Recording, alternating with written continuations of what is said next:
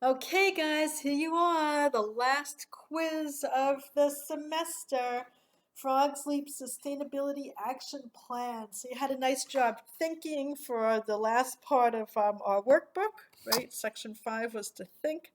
Now you need to put your thoughts down on paper. So you get to brainstorm your Frog Leap Sustainability Action Plan.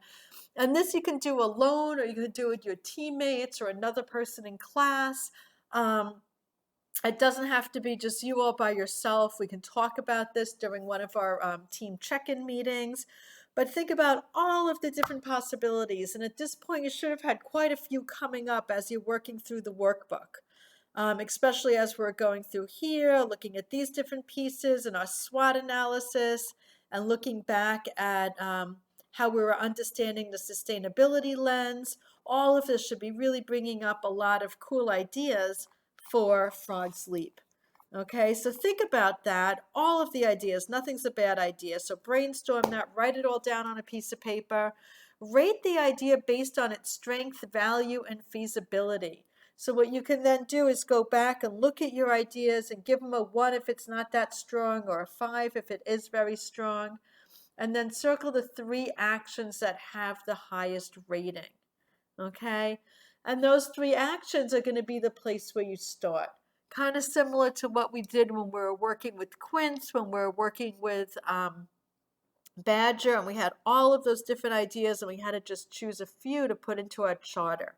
Okay, that's what we're doing now too. We're kind of looking at what are we going to put into our charter?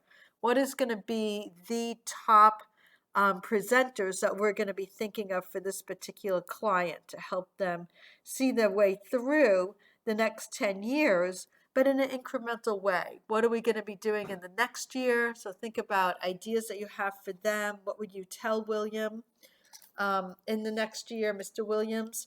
What would you tell him to do in the next 2 to 3 years? What's your suggestion there?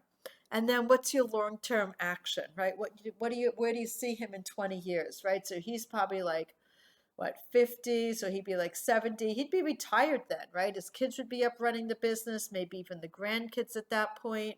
So what do you see that? That's going to be the year 2040. What's the world going to look like at that time? Where is there a place for a winery, or is the winery transformed into something else? So really get creative with that, right? In the area of sustainability, where are they going to be in 20 years? And sometimes that might be the best place to start and then work your way backwards. What do they need in the next 2 to 3 years to get them on course?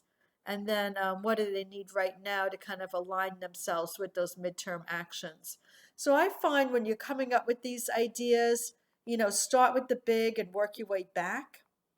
Um, and then put together a 3-slide PowerPoint or 3 paragraphs explaining each of the different ideas, and we'll look forward to seeing them.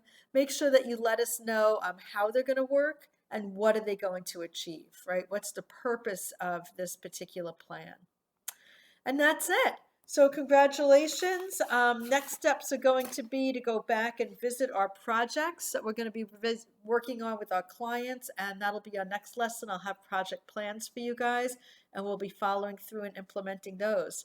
So good luck on this quiz. Okay, I'm excited to hear what your action plans are going to be, and then we'll start working on our client plans next. Take care.